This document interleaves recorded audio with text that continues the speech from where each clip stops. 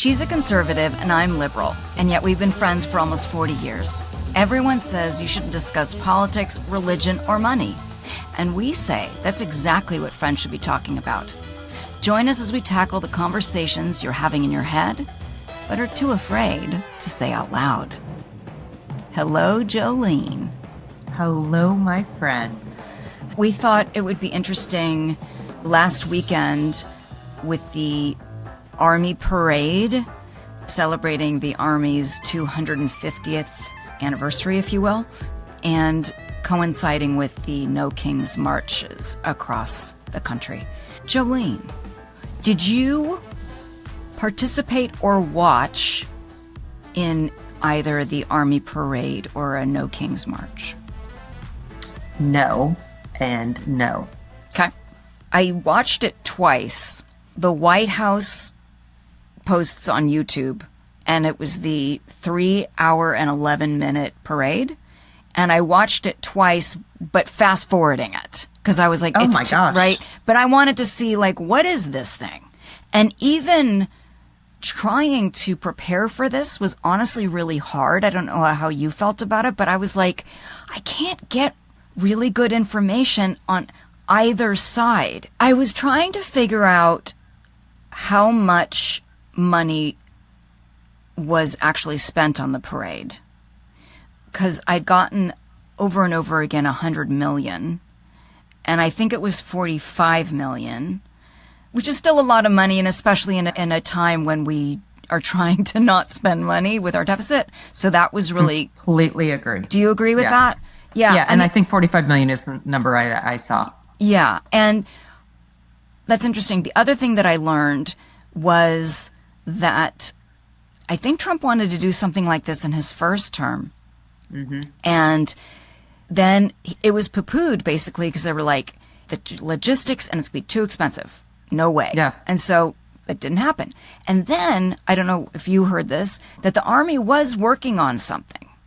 I guess the Marines, they're celebratory, which makes sense. Knowing the Marines I've known, like that they honor their anniversaries, but the Army's a little bit more subdued.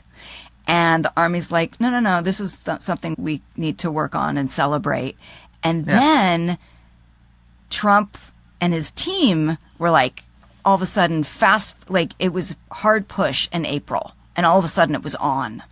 And I found this article that I wanted to share parts of it because it was from military.com. So this reporter was like, it was actually a pretty quiet parade, and not meaning like no one attended. People attended, but Trump used his production company that he uses for all of his, that he's always used. So it turned out that the parade, they had a center stage. They had like a band shell kind of thing where they were, and then I couldn't really tell, but it looked like it was across. It was like a stage where like the country music guys were playing and stuff. And they only had music and speakers right there. They didn't have speakers along the parade line. So this reporter was saying, it was quite quiet because they didn't have, like, you couldn't hear the MC. You couldn't, because it was basically staged for television, which is what he's good at. Yeah, but isn't that similar to the Macy's Day Parade? This reporter was saying no, that the Macy's Day Parade is really well produced, and when you're out on the streets, and I haven't done it, but I have friends that have, that there are speakers everywhere so that people can hear what's going on, like what balloon is happening, or even with a Macy's Day Parade, you know how there's a lot of bands, like that they didn't have a lot of bands, they just had like squeaky tanks going by. So I'm watching the beginning of it. I'll wait to read the article, but I'm watching the beginning of it, and I was like, well, this is kind of interesting. It's sort of like a history lesson. And they had some soldiers in, I call them costumes, but they're the old uniforms. They started, they were like the Revolutionary War, and then this war, the Civil War. And that was sort of interesting. And I could appreciate it just as an American, like, And just looking at these I mean, they're kids. Yeah. And they fight for our country. And that I found really moving. And then they had a section where they were highlighting the different military schools, and they were highlighting West Point, and they would interview these soldiers, and that was really moving.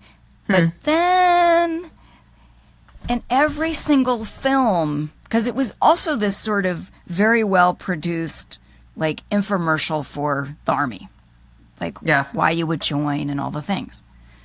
But then there would be cuts into Trump with his MAGA hat and Trump with his USA. And I'm like, ugh. And to me, as a liberal, because I'm thinking, dude, this isn't about you. But I wondered if conservatives were like, that's our president. I haven't talked about it with any of my friends or family or anything like that. No, there hasn't been any conversation. I think the only, like you said, there was, kind of a left version and a right version. And the left version was, well, it wasn't very well attended and it was boring and they weren't marching in line. They weren't very polished. Yes. And I kept looking at that. But somebody said, this isn't what they do. This wasn't supposed to be like the North Koreans who were, marching. And this isn't that, they don't train like that. So, well, I got mixed things with that because there were some soldiers interviewed that were like, everyone knows how to march, blah, blah, blah. And I kept well, were they protesting or were they tired? And then some were marching in unison. So it was really confusing that that's what they focused on versus, because one article I read, they'd interviewed an ex-military person and she was like, everybody knows how to march. And I don't think that they were protesting against the administration per se, but they were protesting against how they were treated. It was really hot. They were exhausted, blah, blah, blah. Here's a question. Did you feel as a conservative, what was your reaction to the No Kings rally? Did you have any reactions? Well, I have reactions to all the protests that are going on, just the condition of our country right now. And I feel like whether it's the protests on campus or the No Kings or the pro-Hamas, anti-Semite, whatever it is, right now, I think there's an ulterior motive. And I just seem to see more and more and more publicity around, let's not get distracted by the shiny objects here, because there is a bigger issue at hand and we need to not get sucked into the little rallies at Columbia, because the deeper meaning of who's funding this and why is really the story. Was that the thing that you sent me, the Chris Cuomo thing that you sent me? Yeah, because one thing that I thought was interesting, Jolene, was that at least in the liberal media, the No Kings march or protest or movement was a triumph in terms of... and I would agree. Would you?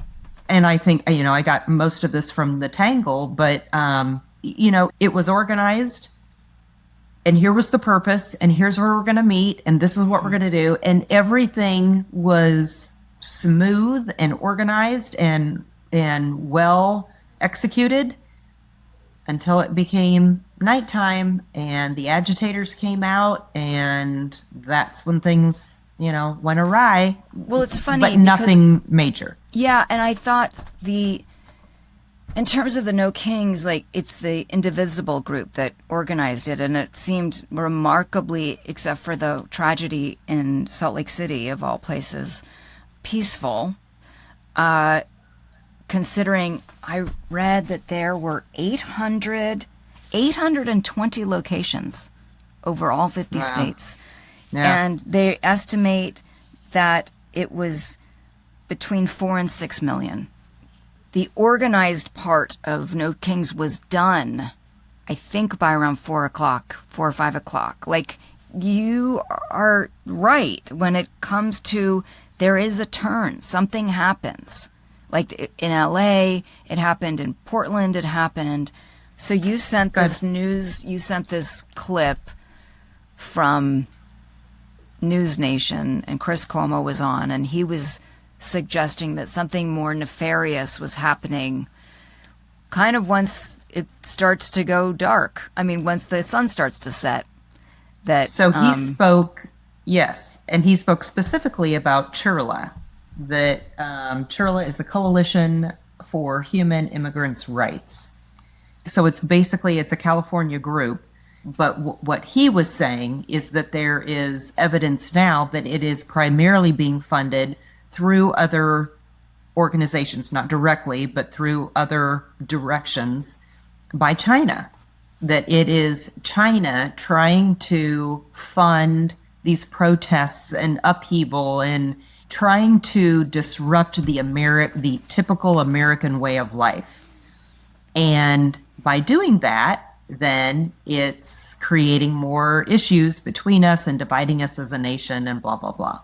How did you feel about the celebration of the Army and the money that was being spent and that kind of thing? What were I'd love to hear your thoughts about that. Okay, so first of all, I did think it was a waste of money. I think, just as you said, at this time, if we just spent all of this time on Doge, trying to find the waste, the fraud, and abuse, was that really a good spend for us? Now, right. I will say that, when it was first introduced, it was, Trump's having a parade for a military parade for his birthday. I mean, wasn't that initially how this was Yes. wrapped? Yes. And then when did you look at it it was also J.D. Vance's anniversary.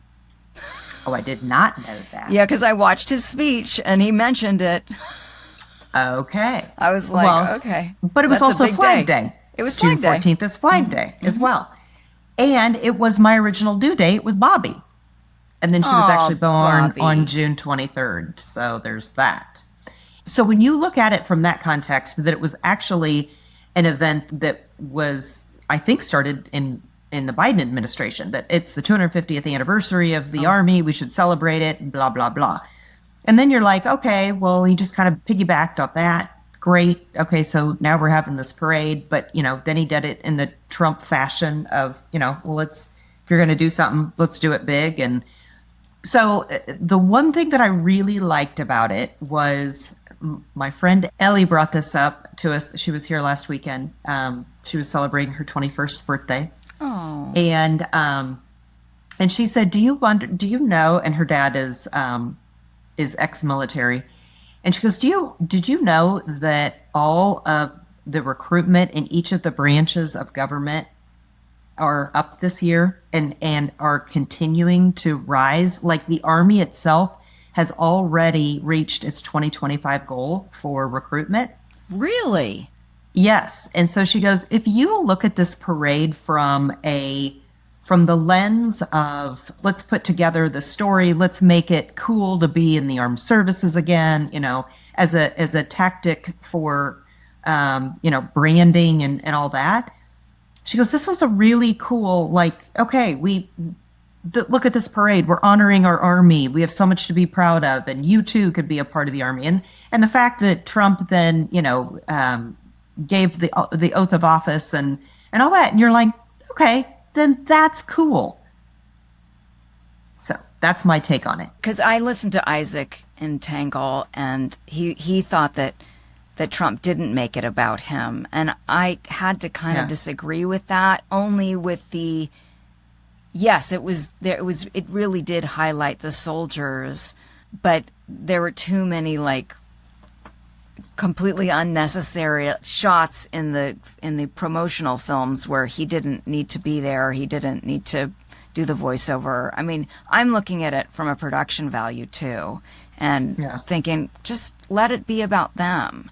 And then when it came to the production, the thing that was a little bit disturbing that I wanted to share with you. So I'm watching it and I'm sort of fast forwarding, and then I go, oh, and then I stop because I see on the screen, brought to you by Coinbase. His cryptocurrency. I'm like, oh my God. And then there was this one kind of killed me. Palantir is some Okay, so it says one of Palantir's top executives, forgive the pronunciation, Shyam Sankar, was directly commissioned into the Army as a lieutenant colonel last week. He's a tech guy. The move has sparked quiet unease on Capitol Hill, where some see it as a symbol of big tech's growing foothold inside the Pentagon, particularly with the Army.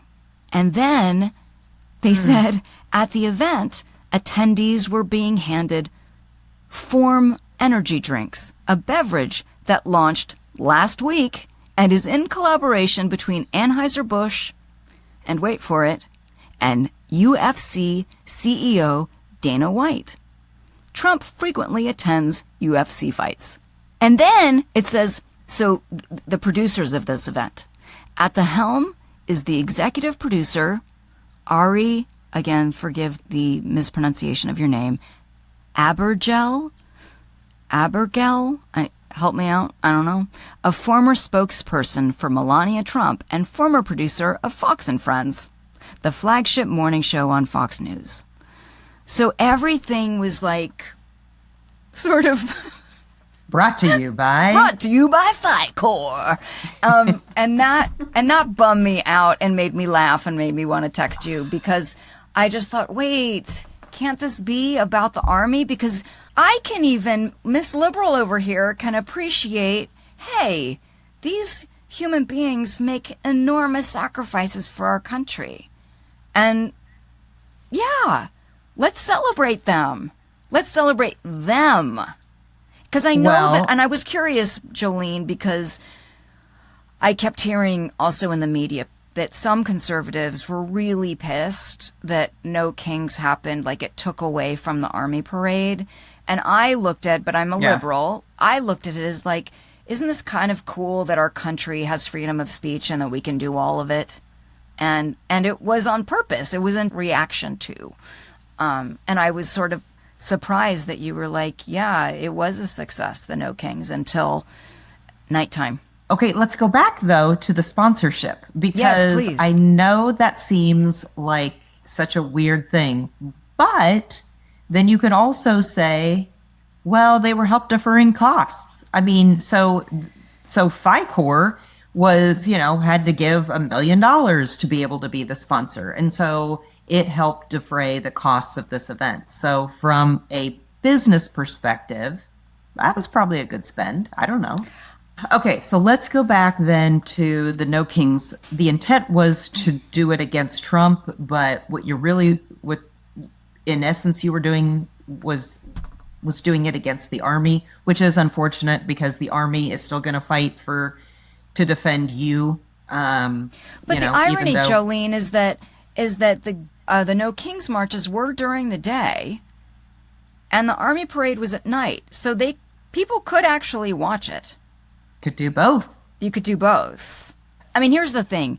What I will say as a liberal is that I just am with every fiber of my being, indivisible, and all the 5 million of you that went out to speak your mind and raise your voice, good on you. Now what?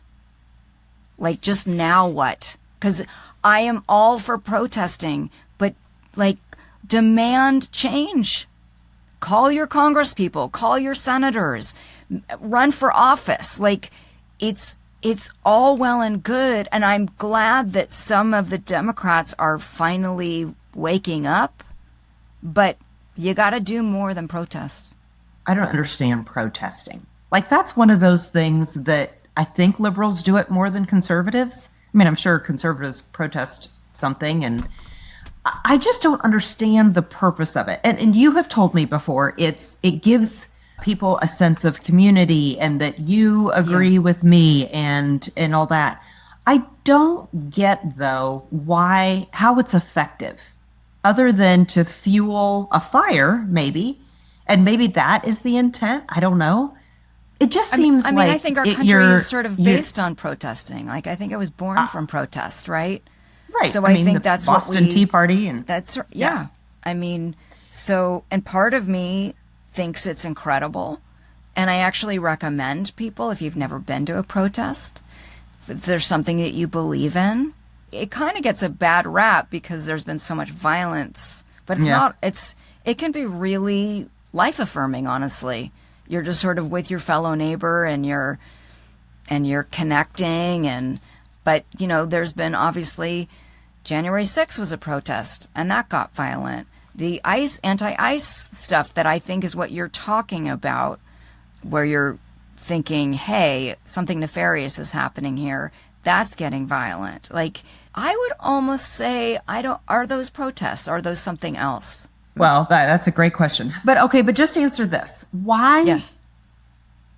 If you woke up on Saturday morning and the world was the way that the world is, and then you participated in the No Kings March, and you woke up Sunday morning, what changed? Like, what resulted from that you, like, what moved the needle for you? Honestly, the exciting part is we don't know, because maybe it has inspired people to do something. Maybe it's inspired a kid. Like, if you're, those kind of movements and that was a huge one. It could be something that we don't know yet. It could have changed a person's heart. It could have changed a person's mind. It could have, but again, we don't know. The actual act of it, I think it makes people feel not only part of something, but connected to a larger purpose, that they don't feel so alone, that they feel that maybe someone's watching in power. It comes off, God, and maybe I'm wrong on this, and I would love to hear from the viewer. I really want to know. It comes off as just being angry. I feel like Oh, really? every time, that there are protests, it's just like, who can scream the loudest? And is that really effective? You're right. I mean, if I'm having an argument with my husband, it's, screaming at each other doesn't do any good. Okay, let's talk about it. Let's, have a conversation and a dialogue and blah, blah, blah. But if you're just going to continue to rant and rave and stomp your feet and get pissed off, it is not productive. And that's what I feel like protests are. That's so interesting, Jolene, because you've not been in one, or lately. I have marched when we lived in Texas. Our church marched one day on the roads for Protect Life, the sanctity of life. But we were praying while we were walking on a sidewalk, and it wasn't even in front of an abortion clinic or anything. It was just on a busy street. So, like that, in my mind, we were praying while we were walking. Okay. And some people had signs. So okay, I suppose that's the only thing I've done. Because what I find wild is that I've been in a lot of protests, and even when we were in Austin, we came upon a protest at the Capitol, and for the most part, protests are actually super fun and they're filled with joy, and people have funny signs, or they're clever, and people are smiling and seeing each other. Sometimes there's dancing. And what I think is also happening, Jolene, is that the news is showing clips of people that are pissed. Oh, I bet that's true. So sometimes you'll see altercations, but that's not most of a protest. That's what most makes of the protest is like, of course, because seeing people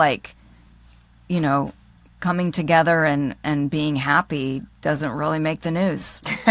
No one cares. No, it's not very interesting, I guess, which I would love to see. Because obviously I'm thinking about what you're seeing, and those Columbia protests are dangerous. Oh, gosh. Yeah. Like shit's going down in a way that didn't before. And even I think maybe that's thinking about the No Kings March, though, and thinking like how thrilling that it went so well. There's 5 million people that want to rise up, but they're doing it peacefully. And that, unfortunately, it's like anything.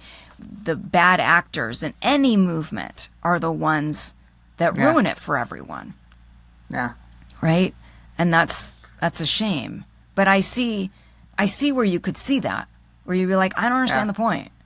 Yeah. Like, because we've talked about this before, where I took myself as an example. Like, I would scream, I'd get angry and I'd scream, and no one listens to you when you scream. Yeah. They listen to you when you talk.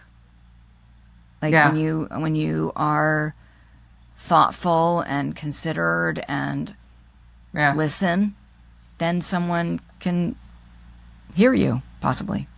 Do you think there's any truth to outside agitators that could be funding some of these protests? Like, when you sent that to me, I was like, huh. Because it's tricky with you, Jolene, because I know you love a conspiracy. And so I was like, what's she sending me? But I also was like, it's Chris Cuomo, who I kind of trust. I'll take a look. And then I immediately, because we do this show, was like, what's Churla?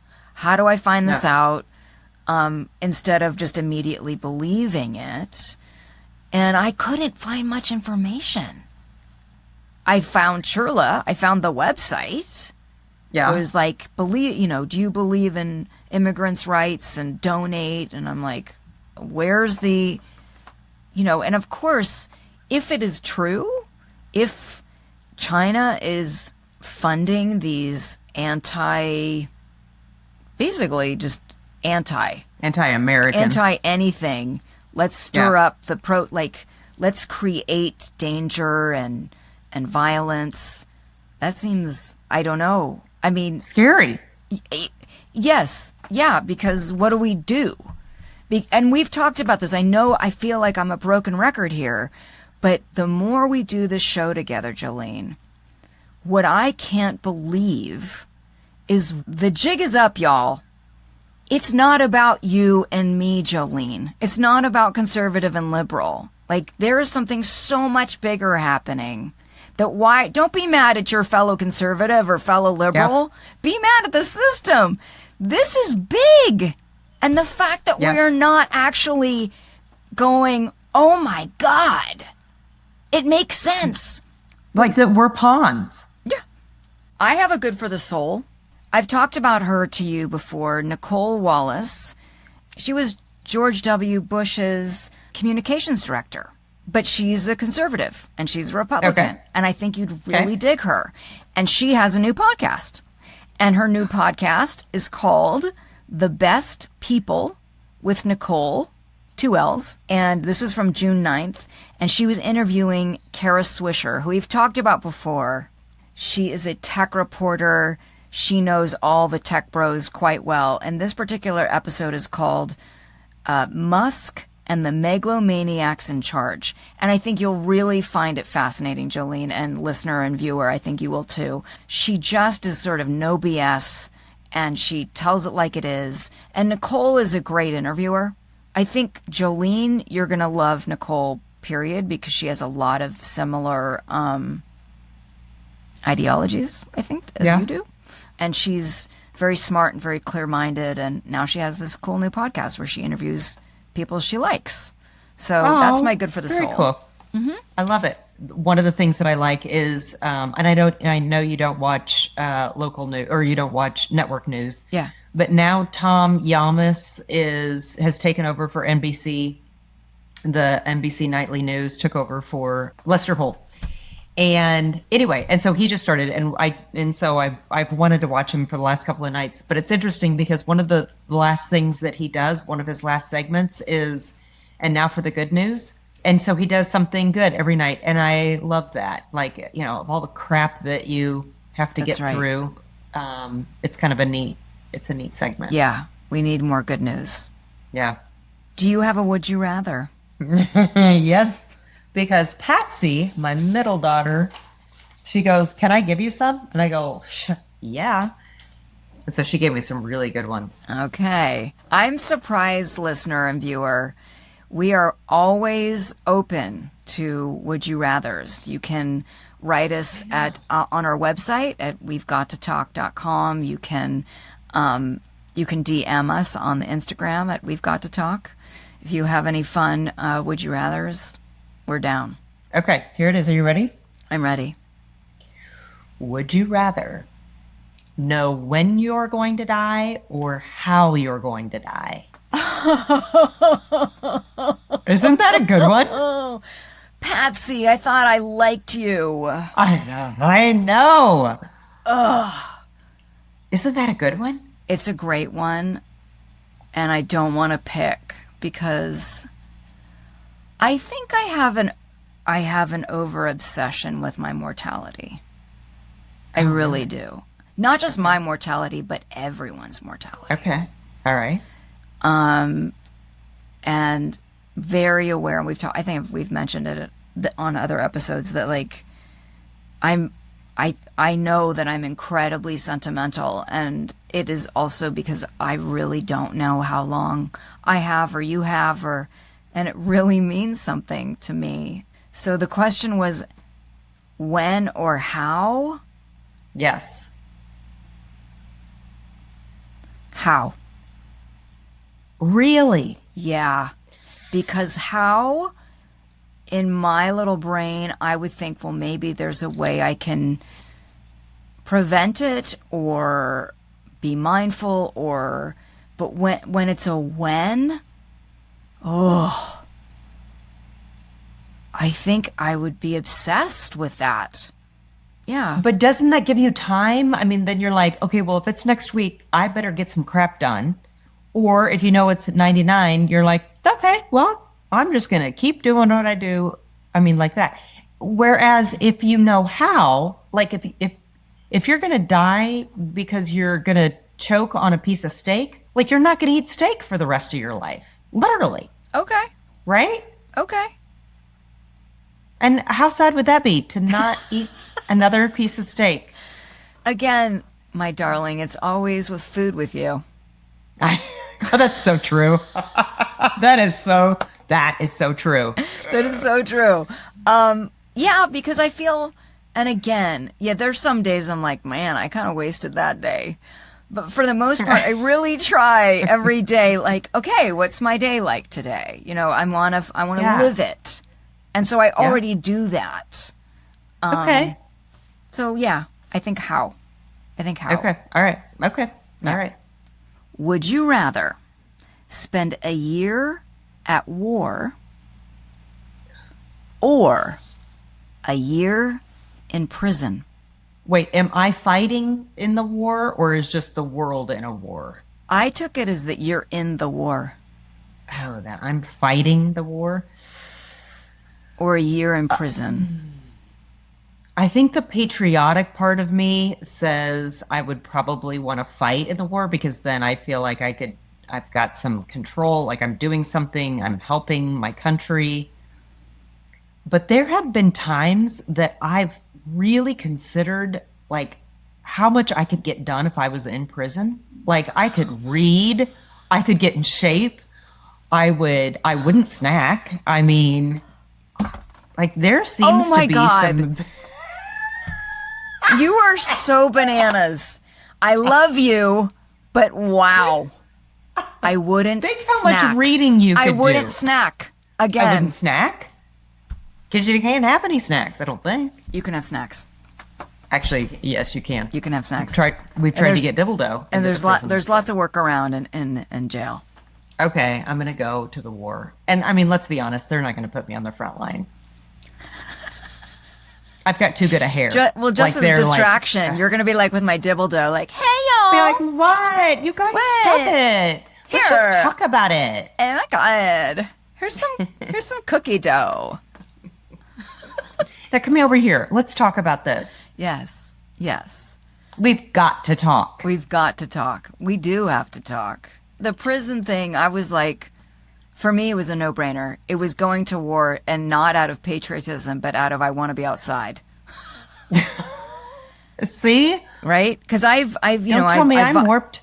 Right? I've worked with my friend's organization, Drama Club NYC, and working in the jails.